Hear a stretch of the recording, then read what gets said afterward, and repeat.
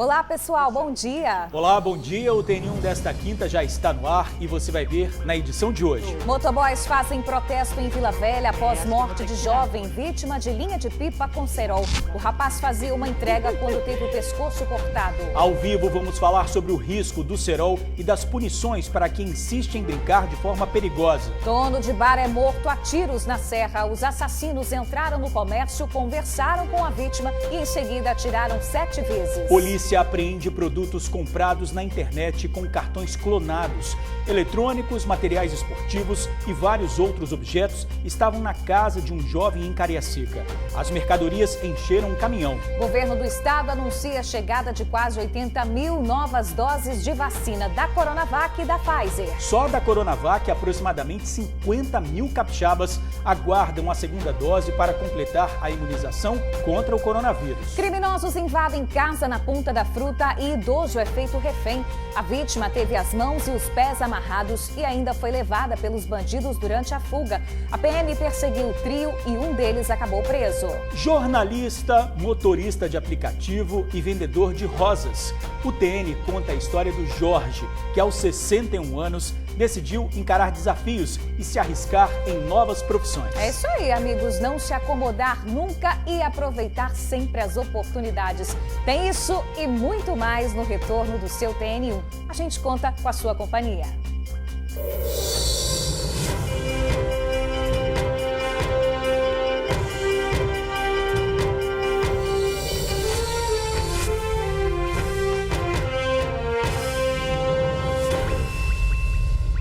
11h44, estamos de volta e o TN1 desta quinta-feira começa falando da angústia de quem ainda aguarda pela segunda dose da Coronavac. E é muita gente, hein? Aqui no estado, mais de 50 mil pessoas estão sem imunização completa por falta de vacina. Seu Newton tem 64 anos. Ele tomou a primeira dose da Coronavac no dia 10 de abril, em Vila Velha.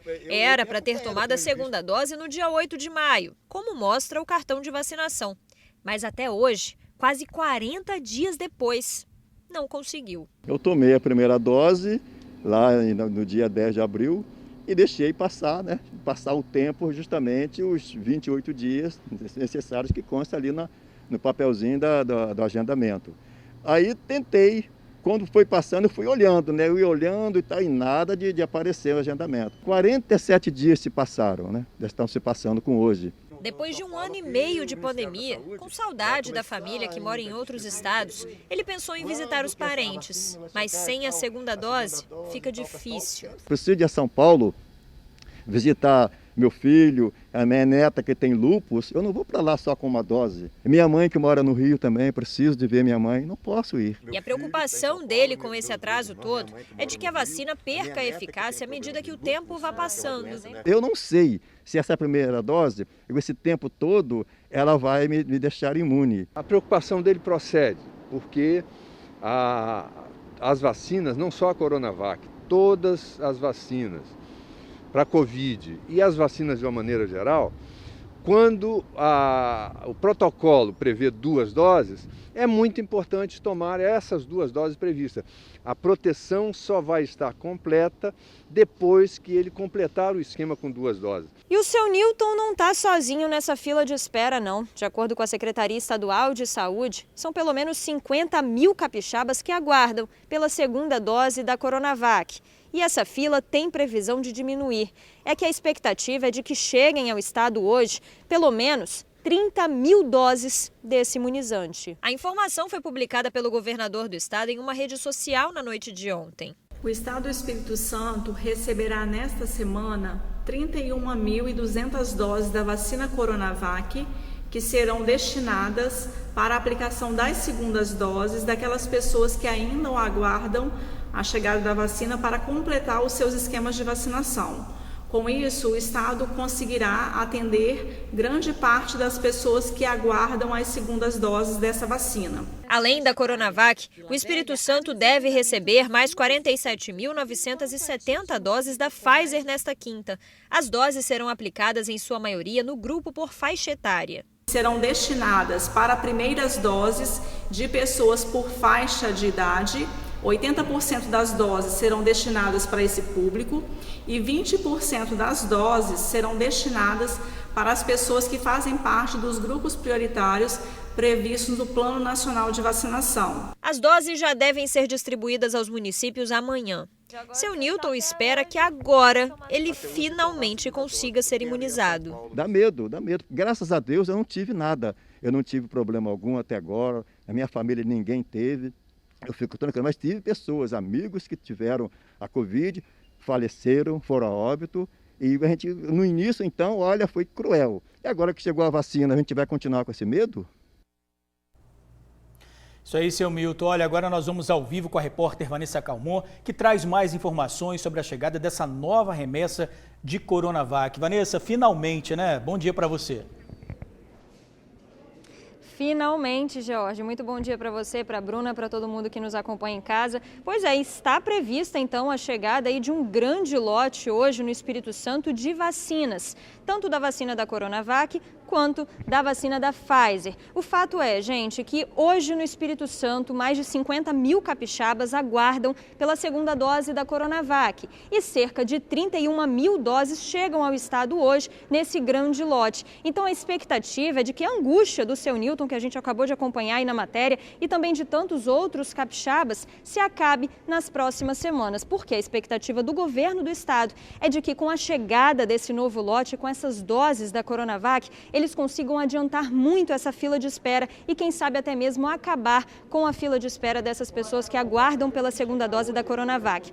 Agora, além da Coronavac, também vão chegar ao estado doses da Pfizer. São cerca de 47.970 doses da Pfizer que também devem chegar hoje ao Espírito Santo. E aí essas doses da Pfizer, 80% delas serão destinadas àquele público por faixa etária, né? Acima de 45 anos, acima de 50 anos, esse público que ainda é muito grande e que precisa ser vacinado aqui no Espírito Santo. Então é grande a expectativa por esse novo lote que chega hoje ao Espírito Santo. A gente não sabe ainda ao certo o horário que esse lote chega ao estado, mas esse anúncio foi feito pelo governador do estado, Renato Casagrande, nas suas redes sociais. Então a gente continua aguardando aí a chegada desse novo lote e, claro, trazemos mais informações para você ao longo dos telejornais.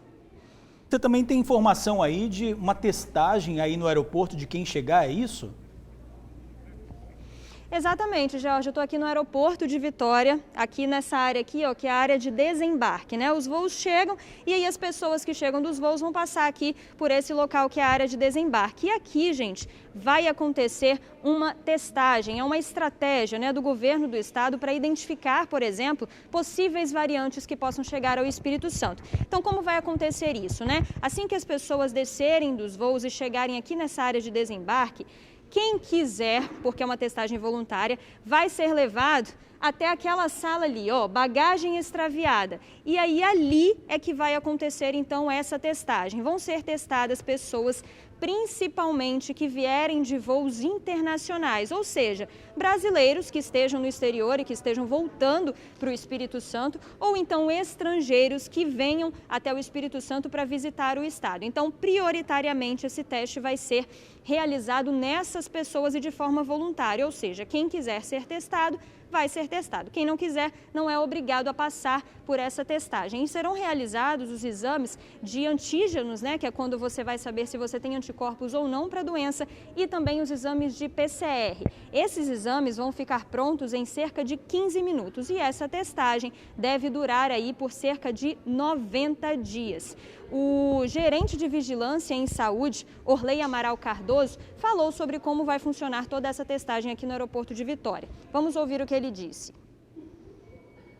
Será ofertado o teste rápido de captura de antígeno, que é um teste que nos dá o resultado entre 15 e 20 minutos, e o teste RT-PCR. Essa amostra do PCR será encaminhada para o LACEN. O objetivo é que possamos identificar casos positivos, fazer a orientação dos passageiros e evitar que eles levem a doença para os seus parentes, já que eles estão chegando de viagem. Uma outra estratégia do governo é trabalhar com testagem nos terminais. Começaremos no terminal de Jardim América, na sexta-feira, das 14 às 20 horas. Teremos uma equipe nesse local que fará também abordagem nos passageiros que circulam na Grande Vitória, oferecendo o teste rápido de captura de antígeno, que é o teste que dá o resultado entre 15 e 20 minutos. Vocês viram aí então a fala do gerente de Vigilância em Saúde, ele já adiantou que além do aeroporto de Vitória, essa testagem também vai acontecer primeiramente no terminal de Itacibá, em Cariacica, começando amanhã. E depois, então, essa testagem pode ser expandida, estendida para outros terminais também da Grande Vitória. Nesses terminais, então, o objetivo é para saber, ali circulam muitas pessoas, muitos passageiros, então para a gente ter uma noção em relação ao número de casos. Já no aeroporto, a expectativa é de que consiga identificar pessoas que estão vindo de outros locais, principalmente de outros países, e estão chegando ao Espírito Santo. Com novas variantes, por exemplo. Então, essa é uma estratégia do governo do estado para tentar, mais uma vez, diminuir o número de casos da Covid-19, agora que a gente está no momento em que as vacinas, graças a Deus, estão chegando e que os casos também estão diminuindo. Eu volto com vocês aí no estúdio. Bruna, George. Isso aí, Vanessa, obrigado pelas informações. Daqui a pouquinho a gente vai falar como vai ser aí, então, essa vacinação, atualizar vocês. É isso aí, é importante a gente lembrar também, a Vanessa falou da chegada de mais de 30 mil doses da Coronavac, mas a fila de espera é maior do que o número de vacinas que vai chegar, 50 mil pessoas estão nessa fila de espera, então vai ter gente ainda ficando sem vacina. A gente, claro, vai seguir atualizando vocês. Vamos aproveitar para ver como é que está o avanço da vacinação aqui no estado? Tá aí, nosso vacinômetro finalmente foi atualizado, Nos últimos dias esses números não estavam mudando, a Secretaria atualizou eles para a gente. Até hoje, o estado vacinou mais de 1.278.000 pessoas, isso com a primeira dose. Mais de 463 mil conseguiram receber a segunda dose da vacina. Agora a gente fala da morte do motoboy Lucas Miranda, que foi atingido no pescoço por uma linha de pipa com cerol. O acidente aconteceu na Rodovia do Sol, em Vila Velha. Lucas estava trabalhando, fazia uma entrega quando teve a vida interrompida. Lucas Daniel Santos Miranda, de 21 anos, é motoboy e estava trabalhando quando foi atingido no pescoço por uma linha com cerol. O pai do jovem esteve no local e foi amparado por colegas do rapaz. O acidente aconteceu na Rodovia do Sol, na altura do Morro da Lagoa, em Ponta da Fruta, Vila Velha. Ele estava em horário de trabalho, normal, chegou no seu horário que já era pré-determinado e veio trabalhar. E, infelizmente, por uma fatalidade, eu acho que um ato idiota, que é soltar pipa com linha de cerol, e a vida de um menino que tinha sonhos de crescer na vida, um camarada extremamente alegre, todos gostavam dele. Responsável e infelizmente aconteceu o que aconteceu. Lucas tinha começado a trabalhar como entregador de farmácia há menos de 10 dias. Estava empolgado e feliz com a oportunidade. Super feliz que a carteira estava assinada, que hoje, num momento de pandemia, você sabe que é difícil. E, enfim, menos de 10 dias aconteceu o que aconteceu. Segundo moradores, é bem comum ver pessoas soltando pipa na região e outros motociclistas já se acidentaram no trecho. Podia ser eu ando pelo bairro todinho de moto. E se eu perder a minha vida? Vale lembrar que o uso, venda ou porte de linha com cerol é crime, com pena de 3 meses a 1 ano de detenção. Infelizmente, uma brincadeira inconsequente que pode matar. Me revolta pelo fato de o Lucas não ter tido tempo de fazer esse tipo de coisa, de ficar soltando pipa de dia. Porque ele trabalhava, ele era motoboy na farmácia de dia e era motoboy numa lanchonete à noite. Aí um trabalhador perde a vida por causa de algo que já é proibido, mas que ninguém dá conta, que a polícia não dá conta, que a gente não dá conta, que as pessoas não têm o que fazer, E aí tem tempo de assassinar uma pessoa, de assassinar um trabalhador, que são assassinos. E hoje cedo, colegas de profissão do Lucas fizeram uma manifestação na região de Balneário Ponta da Fruta. Dezenas de motos seguiram pelas ruas do bairro fazendo um buzinaço. O grupo também passou pela rodovia onde o acidente aconteceu.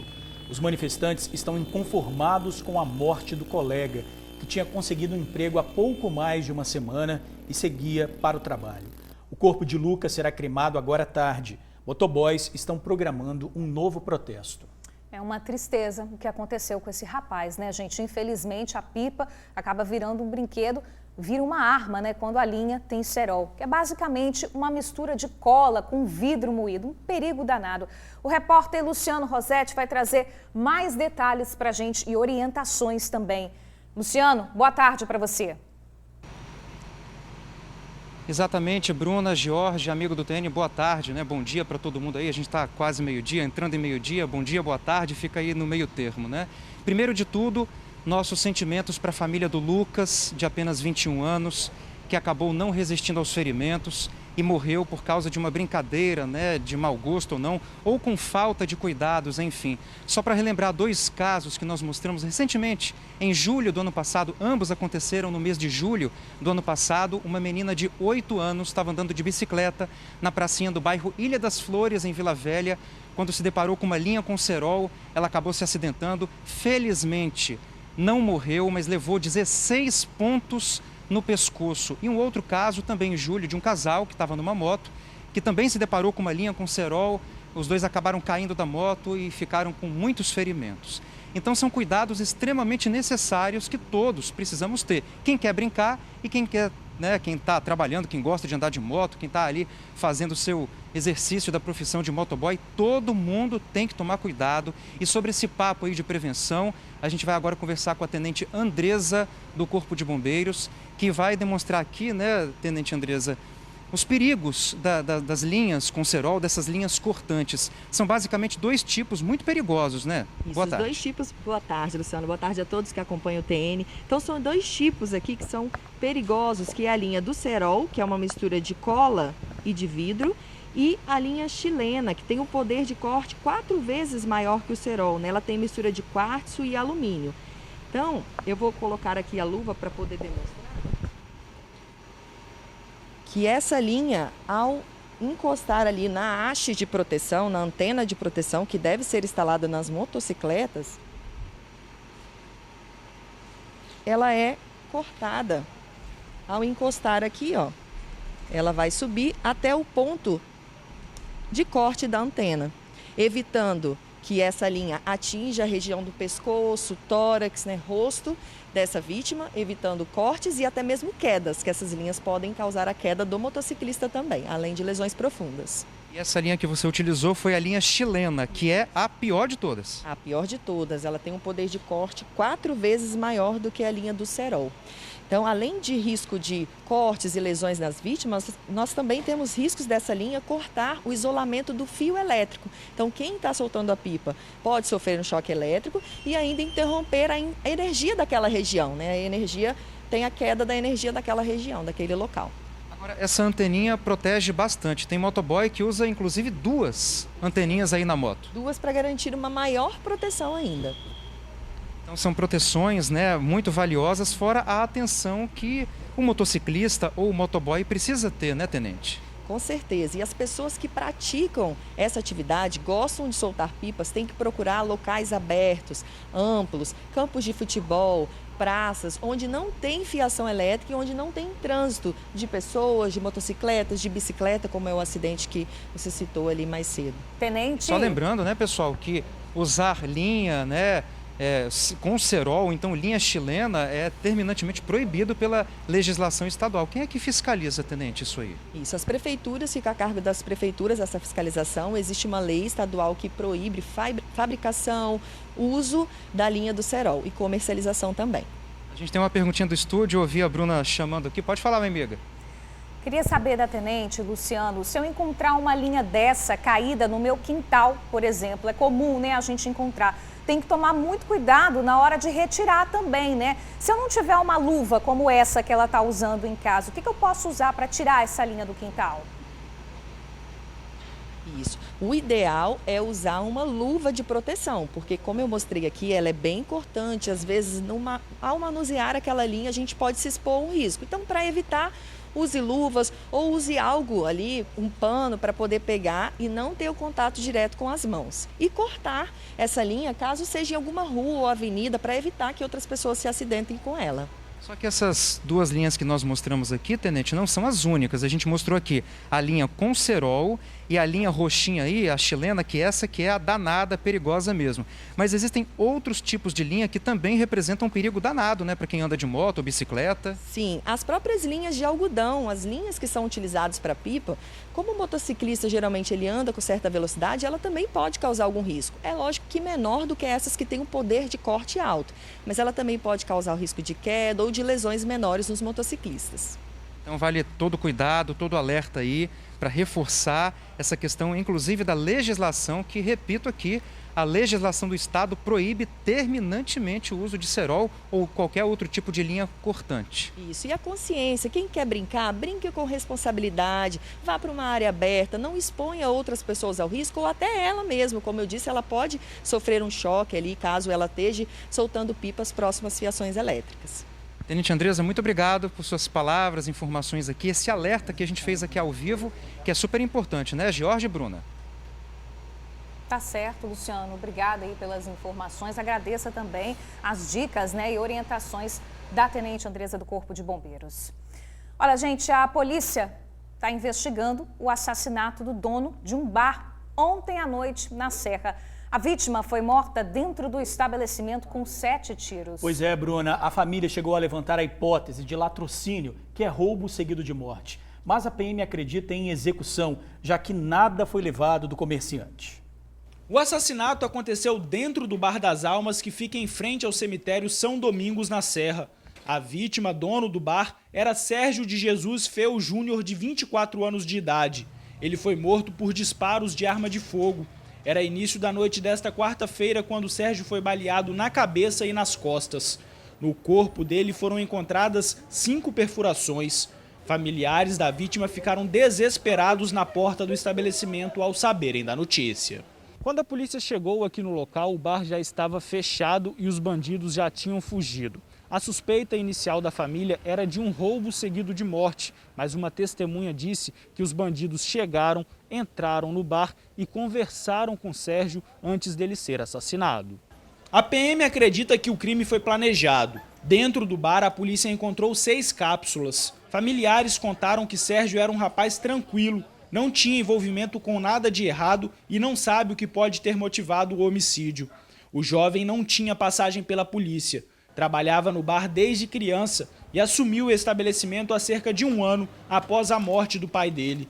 Sérgio, que era casado, deixa um filho de apenas 1 mês de nascimento. Até o momento, nenhum suspeito de cometer o crime foi detido. Olha, gente, um acidente em Cariacica deixou um poste praticamente pendurado e complicou o trânsito do município. Isso aconteceu hoje de manhã. Dá só uma olhada como é que ficou o carro e o poste também. O motorista do carro ficou ferido no acidente. Ele contou que perdeu o controle da direção neste ponto da rodovia José Sete, na altura do bairro Santana, e acabou atingindo o poste. A estrutura só não foi ao chão porque ficou presa aos fios. A PM permaneceu no local e desviou o trânsito para dentro do estacionamento de um supermercado. Olha, um amigo do condutor conversou com a nossa equipe e disse que o homem teria cochilado ao volante.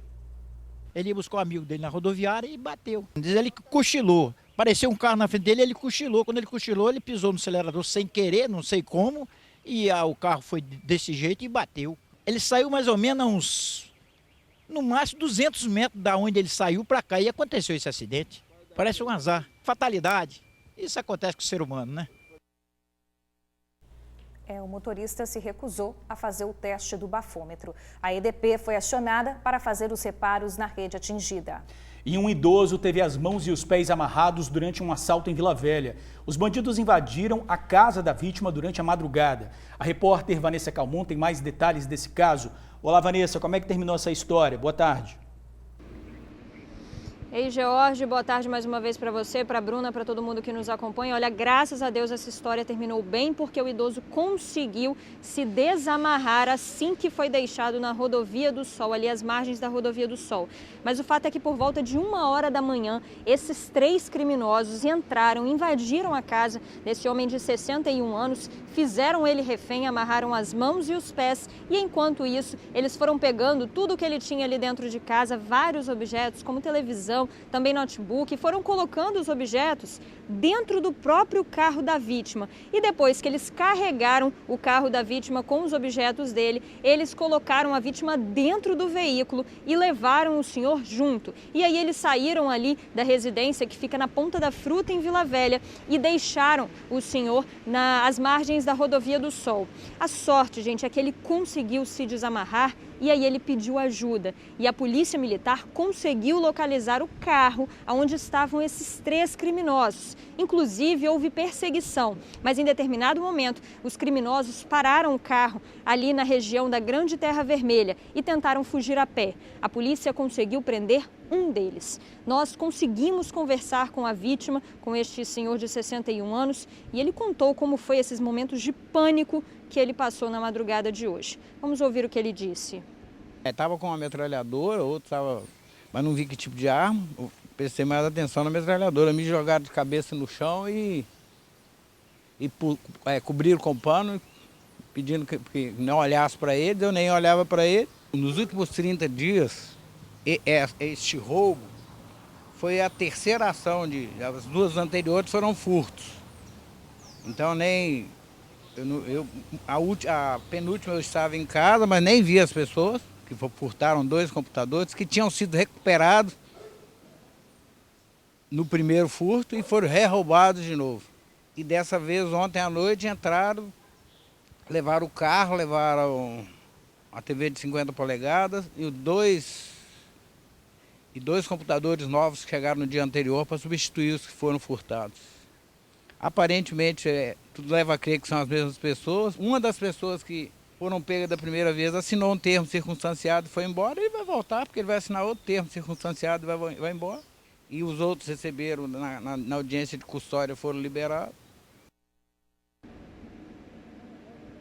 Meu Deus, né, gente? Que susto que esse homem de 61 anos passou, e agora ele está dizendo aí, né, que não foi a primeira vez que criminosos entraram dentro da casa dele, mas que dessa vez, então, chegaram a agredir ele e amarraram os pés e as mãos.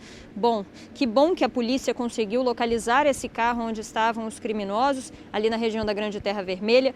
Só que 2 deles conseguiram fugir. Um deles foi preso e ele estava, de fato, com uma submetralhadora. Agora a gente espera que, de fato, esse criminoso permaneça preso, né? E que os outros sejam localizados, para que esse senhor de 61 anos tenha um pouco de paz dentro de casa. Ele contou aí pra gente que ele tinha acabado de comprar 2 computadores novos para substituir os outros 2 que haviam sido furtados. E agora ele quase que teve os 2 computadores levados, mais uma televisão e mais um carro. Então é preciso, de fato, mais segurança, né, George, Bruna?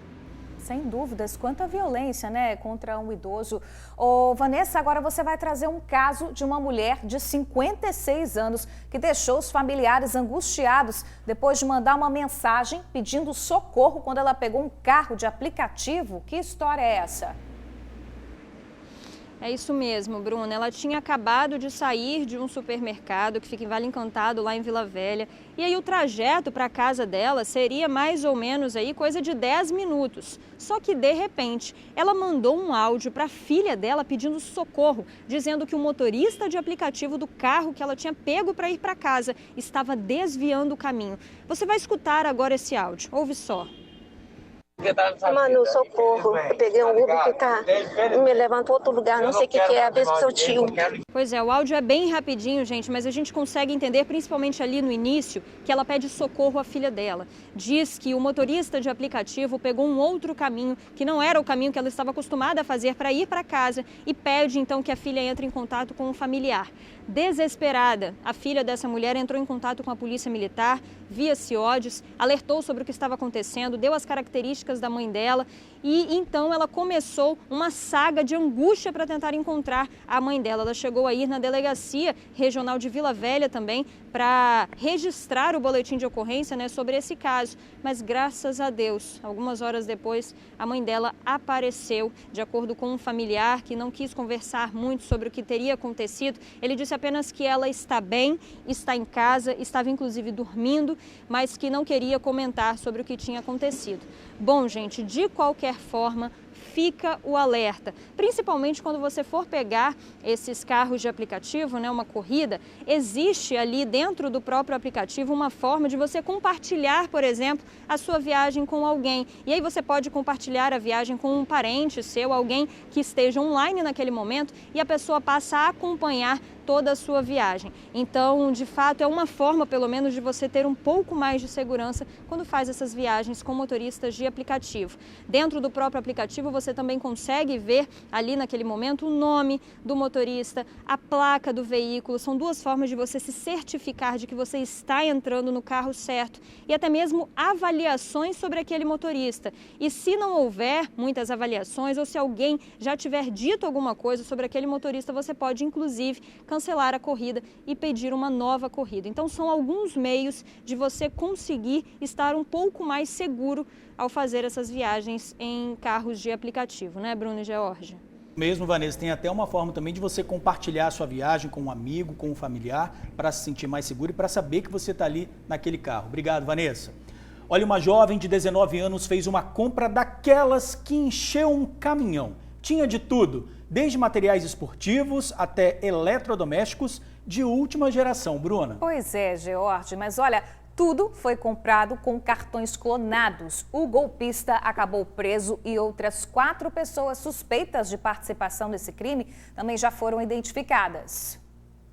Os objetos apreendidos encheram a carroceria de um caminhão, 2 geladeiras de última geração, 2 fogões, 4 máquinas de lavar, pelo menos 7 ar-condicionados, televisores, cadeiras e uma bicicleta. Isso tudo foi só uma parte do material recuperado pela Polícia Civil. Durante a operação, 4 motos e até um carro de luxo foram apreendidos. Segundo a polícia, tudo foi comprado pela internet, com cartões de crédito clonados. A operação foi realizada em 4 cidades do sul do estado e também na Grande Vitória. De acordo com a polícia, diversos suspeitos foram identificados e indiciados como autores do crime. Um deles foi encontrado na última terça-feira, no bairro Campo Grande, em Cariacica. Na casa do suspeito de 19 anos, a polícia encontrou 4 máquinas de cartão de crédito, 2 drones, computadores, pelo menos 10 pares de tênis, bolas, perfumes, além de outros objetos comprados de forma ilícita. Mais de R$200 mil também foram bloqueados na conta de um dos investigados. Olha, o suspeito detido em Cariacica vai responder inicialmente em liberdade pelo crime de furto qualificado mediante fraude. As investigações continuam. E agora a gente mostra a ação de criminosos no bairro Hélio Ferraz, na Serra. A condutora passava com o carro em uma rua quando foi abordada pelos criminosos armados. Um deles aponta a arma, a motorista para. Outros 2 bandidos entram no carro.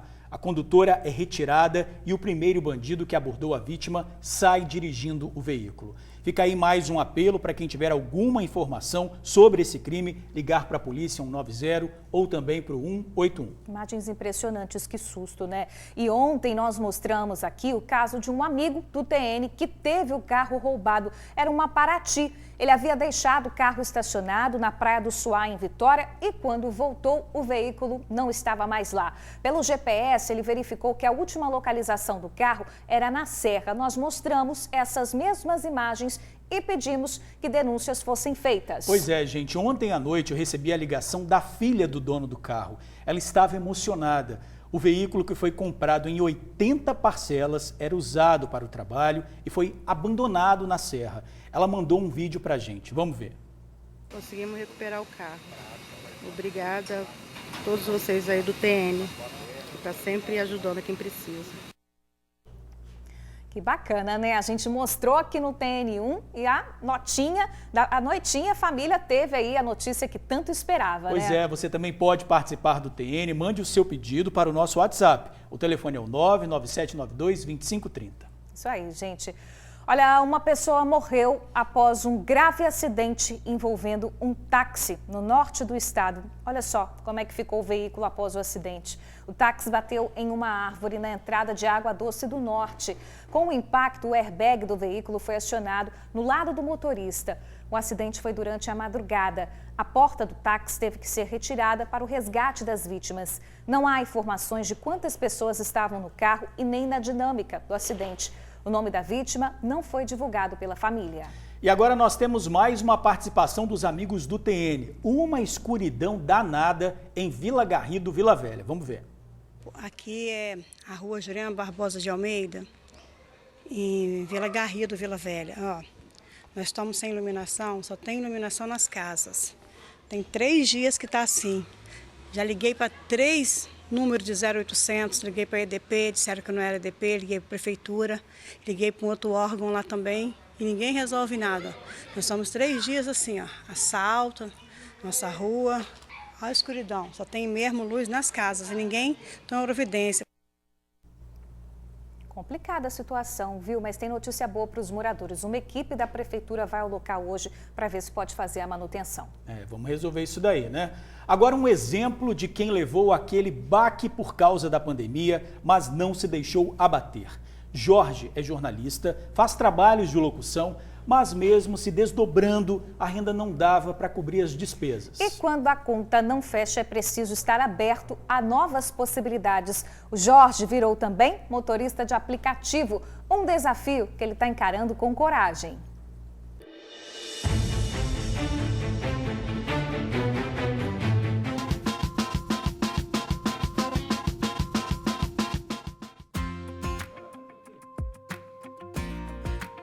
Jorge é jornalista e atualmente trabalha como locutor, de casa mesmo, enviando notícias do Espírito Santo para várias rádios. Tem notícias sobre vacinas, né? Notícias boas, porque mais de 79 mil doses de vacinas contra a Covid-19 devem ser enviadas ao Espírito Santo. Jorge morou 1 ano no México e na Argentina. E quando voltou para o Brasil, em 2015, também começou a dar aulas de espanhol. Além disso, ele vende rosas do deserto, que são colhidas no viveiro de uma amiga. Mesmo com tantas funções, o jornalista estava com dificuldades financeiras devido à pandemia e decidiu investir em uma nova profissão.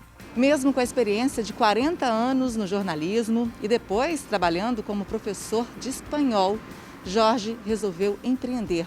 Há 1 mês, comprou o veículo e começou a trabalhar como motorista de aplicativo. Eu estava sem renda nenhuma, quer dizer, então eu tinha um valor que eu poderia investir. Eu poderia colocar uma lanchonete, alguma coisa assim. Mas eu vi uma reportagem dizendo que a demanda de passageiros para aplicativos estava muito grande. Aí eu vi aí uma oportunidade, né, de ter um carro também para sair com a família e de poder tirar daí a minha renda. Ele se inspirou em profissionais que não sentiram medo ou vergonha em se reinventar, como o boxeador capixaba Esquiva Falcão, que sem lutar na pandemia começou a vender pizza. Aí eu pensei, poxa, que bacana, vou fazer isso não me diminui nada, muito pelo contrário, a experiência dia a dia tem sido sensacional quando eu conheço pessoas das mais diversas camadas da sociedade e a gente tem sempre uma conversa evolutiva, sempre bacana. A crise financeira ainda é um reflexo da pandemia para muita gente. A psicóloga e especialista em carreira, Daniela Moraes, falou da importância em buscar novas experiências profissionais neste período tão crítico. Essa geração que está vindo agora, por exemplo, pode ser que tenha até 5 tipos de carreira, 5 tipos de negócio, 5 tipos de modalidade, independente da sua formação primeira, da sua primeira formação. Então, esse é o caminho mesmo. Daniela enfatiza que é preciso cuidar da autoestima e pensar de forma positiva em relação ao novo desafio. Trabalhar a autoestima para poder ter força para recomeçar. Porque a gente pode recomeçar quantas vezes a gente precisar, tanto na vida pessoal quanto na carreira, mas o que vai ser o divisor de águas vai ser realmente esse estado emocional, esse controle emocional de que está tudo certo e pegar o que ele teve anteriormente como experiência e aprendizado. E é assim que Jorge espera inspirar com positividade sempre. Se você, por exemplo, está parado, sentado, chorando por causa da crise, não tem emprego, gente, tem maneiras de você fazer alguma coisa. E de repente você se descobre nessa coisa. Você se descobre nessa outra profissão. Então, vai à luta, não fique desanimado.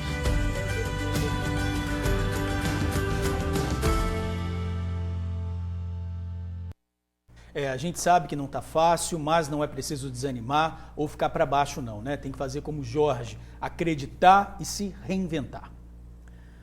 Olha, gente, a CPI da Covid aprovou ontem o requerimento que dá o prazo de 10 dias para o presidente da Azul Linhas Aéreas esclarecer o motivo do presidente Jair Bolsonaro ter entrado num avião da companhia aqui em Vitória.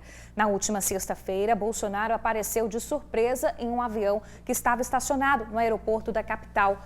O presidente tirou fotos com os tripulantes e passageiros, em alguns momentos sem máscara.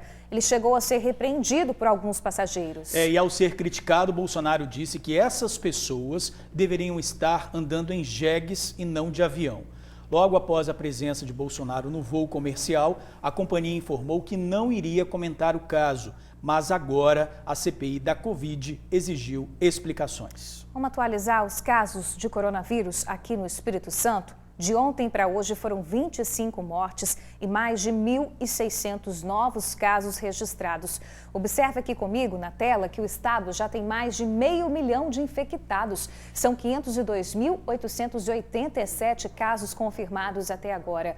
11.218 óbitos foram registrados desde o início da pandemia. E a seguir, ataque de criminosos deixa um morto e um ferido em Vila Velha. O crime aconteceu na frente de um bar. Tem ainda a participação dos nossos amigos. Olha só como ficou a rua em Cariacica depois de um deslizamento. A gente já volta.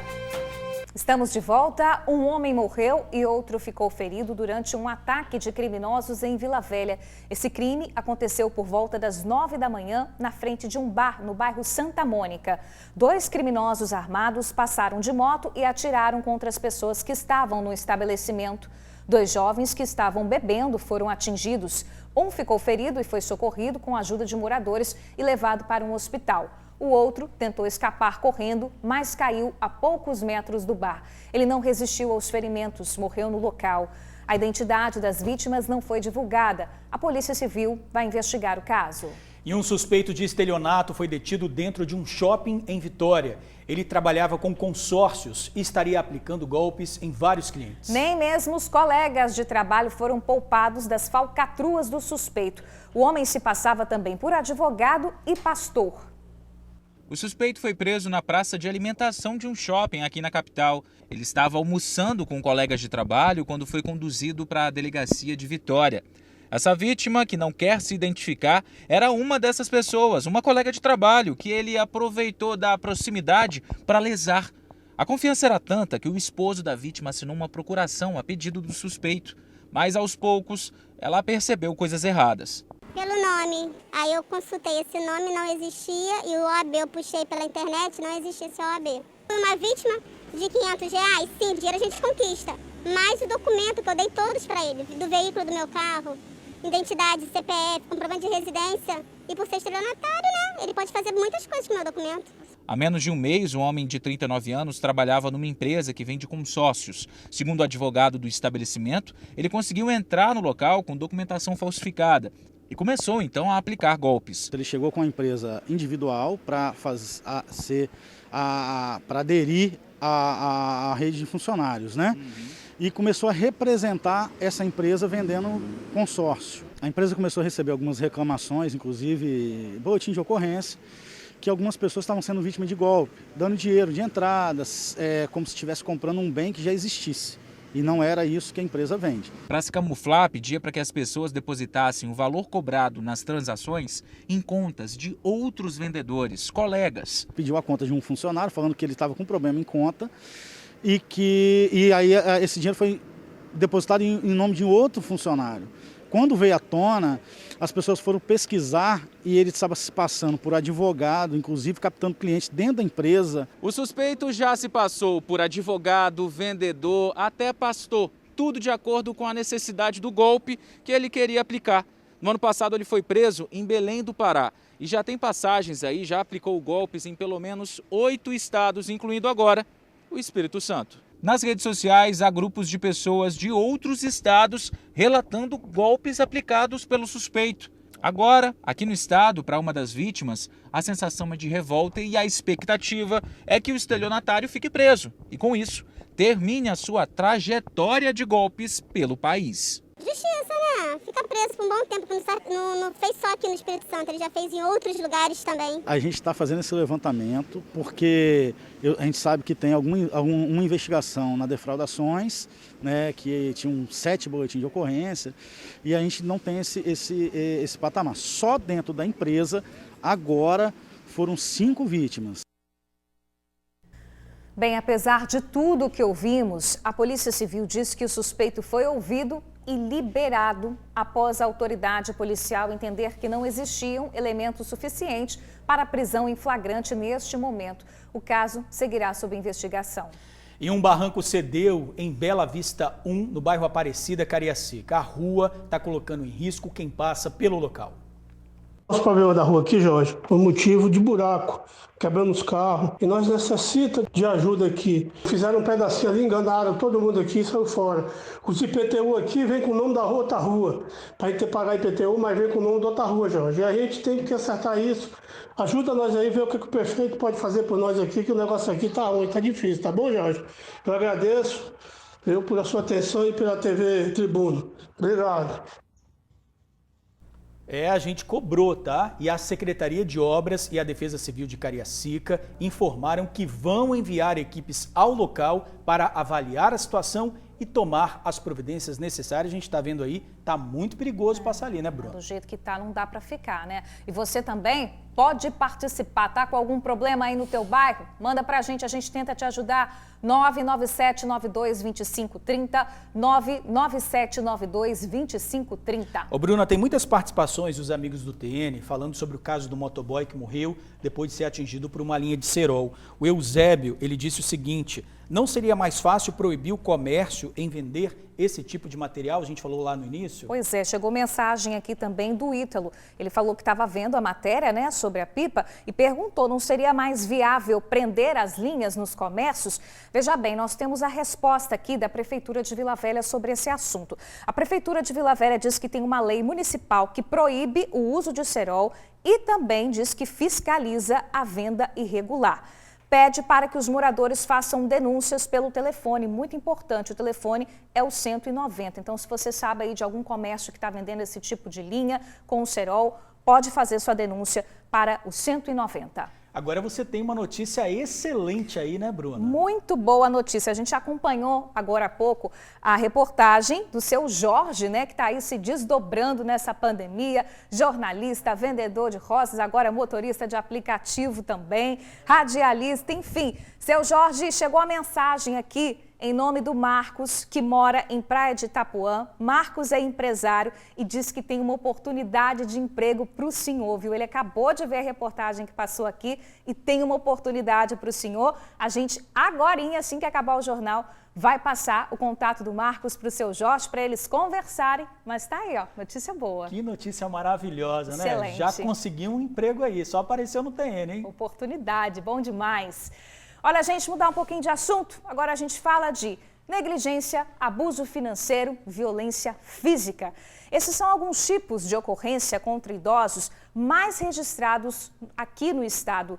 Junho é o mês de conscientização da violência contra a pessoa idosa. São mais de 1.500 denúncias do início do ano até agora. E a maioria dos registros mostram que os idosos são vítimas dos próprios familiares. Em um dos casos que a gente vai mostrar, a filha roubou todo o dinheiro da mãe. Imagina chegar em uma loja e na hora de pagar descobrir que foi vítima de um golpe. E mais que quem aplicou o golpe foi a própria filha. Pois é, isso aconteceu com a aposentada de 83 anos. Ela tinha uma conta com a filha, mas acabou tendo todo o dinheiro roubado. Era perto do Natal, fui comprar umas bijuterias para dar de presente, dar uns presentinhos para sobrinha, essas coisas assim. Aí o cheque não foi aprovado. Eu digo, como? Eu não tenho nada que dever ao banco. Aí eu disse, não sei. Aí eu fui ver o que havia. Aí veio que existia a conta sem fundo. Aí eu fiquei sabendo. Casos como esse de abuso financeiro contra os idosos acontecem com frequência. Essa advogada especialista em direitos da família relata um caso que presenciou recentemente. Eu recebi no meu escritório um filho, que ele morava em outra cidade, e ele ficou sabendo, através de vizinhos, que o seu irmão mais novo, um homem de 40 e poucos anos, estaria praticando violência contra sua mãe, uma senhora de 80 anos. Essa violência começou com uma violência psicológica e uma violência patrimonial, a qual ele se apropriava dos cartões, gastava o dinheiro e deixava essa senhora totalmente desamparada, sem alimentação, sem remédios, sem os cuidados básicos necessários para uma velhice digna. A delegada afirma que essas violências aumentaram durante a pandemia. Muitas vezes porque os filhos, netos ou parentes perderam o emprego e a única fonte de renda da casa é a aposentadoria do idoso. Quando ela chega aqui, ela sente vergonha, ela se sente humilhada, ela não quer prender o filho. Ela quer que muitas vezes que a gente aconselhe, interne, porque essas situações de violência física, por exemplo, a gente verifica que na maioria dos casos tem drogas envolvidas, né, que é o usuário de droga, usuário de álcool em excesso. Então, assim, muitas vezes ele procura querendo que a gente faça o pedido de internação do que realmente um processo criminal contra esse parente. Estamos no Junho Violeta, mês de campanha da conscientização da violência contra o idoso. Só até maio deste ano já foram registradas mais de 1.500 denúncias. As principais queixas são de maus tratos, violência física, abuso financeiro, abandono e ameaças. 83% dos agressores dos idosos são familiares próximos, como filhos ou netos, e até mesmo cuidadores. Por isso que é tão difícil o idoso denunciar, porque essas violências acontecem com familiares, né, com pessoas que ele ama. Então ele tem muita dificuldade porque ele tem medo do abandono, ele tem medo do familiar ser preso, então ele fica refém. Depois do golpe, a idosa se distanciou da filha, foi morar sozinha e guarda uma mágoa enorme. Uma cicatriz que jamais será fechada e esquecida. Eu sinto mágoa. Todo dia eu rezo e peço a Deus para tirar isso de mim, porque mágoa faz muito mal para o organismo da gente.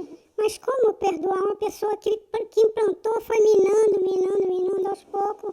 E eu aviso as pessoas que me cercam que se eu morrer, eu não quero nem que ela saiba. Não quero nem ela no meu enterro.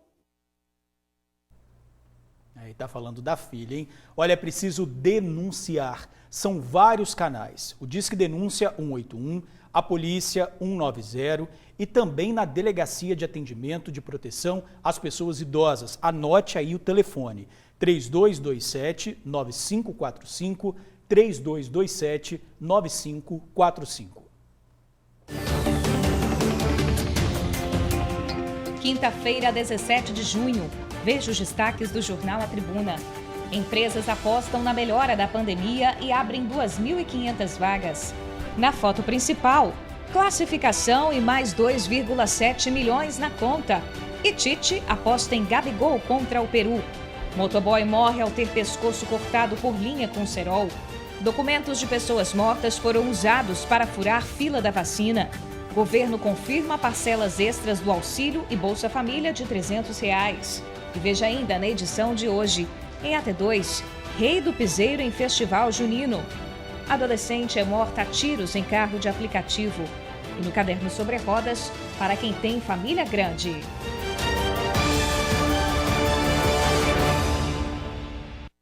Vamos para o intervalo, rapidinho? E no retorno do TN1, a gente fala do frio que fez na região serrana do estado. Tá igual aqui no estúdio, né? Demais. Frio demais, 5 graus, gente. Fez aí na região serrana durante a madrugada. A gente volta rapidinho. Sim, agora, Bruna, antes de começar a próxima notícia, eu vou tirar aqui o meu blazer, meu terno, Vou passar para você, porque a gente vai falar de um assunto que você reclamou o jornal inteiro hoje. Você estava morrendo de frio. Tá aqui, muito gelado. Cezinha não ouviu os nossos apelos de desligar. Mas, gente, imagina acordar cedo e ter que encarar 5 graus de temperatura. Um frio danado, igual que tá fazendo. Você tá muito boa com esse terno. Ficou fashion, combinou com a minha série. Pois é. Com a minha saia. Mas o frentista Vanderlei Knidel teve que encarar esse frio lá em Domingos Martins, não é isso? Pois é, olha que a gente está vendo esse registro que ele fez hoje cedo no posto onde ele trabalha, uma névoa, né? Branca ali, bem baixa, muito frio. Foi registrada por lá a menor temperatura esse ano. E o tempo, tá, gente, deve continuar com muitas nuvens em todas as regiões. Pode chover rápido também na parte norte do estado. Agora à tarde nas demais regiões não vai chover, mas o friozinho continua. Aqui no estúdio tá frio pra caramba. Agora eu tô me sentindo mais aquecida e acolhida. Lá fora a gente viu que o sol tá brilhando. Obrigada, tá? Pelo empréstimo, adorei. Fiquei mais feliz. Lançou uma nova moda, ficou nova muito tendência. bom. E aí, o que vocês acharam, gente? Manda aí pro zap do TN. Valeu, gente. Obrigado pela companhia de sempre, pela audiência e a gente espera amanhã. Tchau, gente. Até amanhã. Aquecida.